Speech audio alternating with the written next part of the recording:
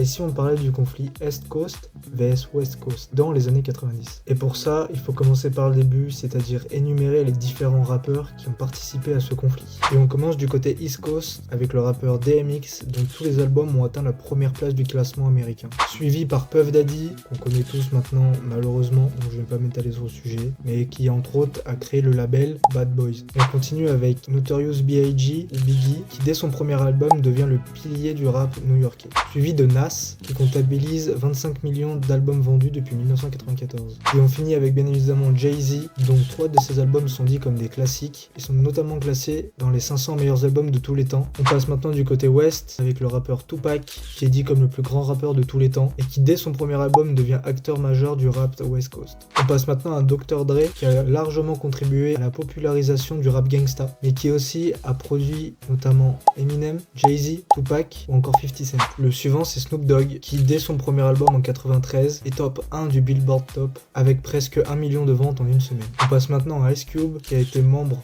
de NWA de 87 à 89, puis membre West Side Connection de 96 à 2005. On passe maintenant à Eazy-E, il fut membre fondateur du groupe NWA, dont faisait partie Ice Cube, et a créé le premier label gangsta rap, Ruthless Records. Voilà pour les noms les plus importants et connus des différents membres de la côte Est et de la côte Ouest. Si jamais ça t'a plu, n'hésite pas à like, de t'abonner et de me dire en commentaire ce que tu en as pensé. Sur ce, je vous laisse, à bientôt.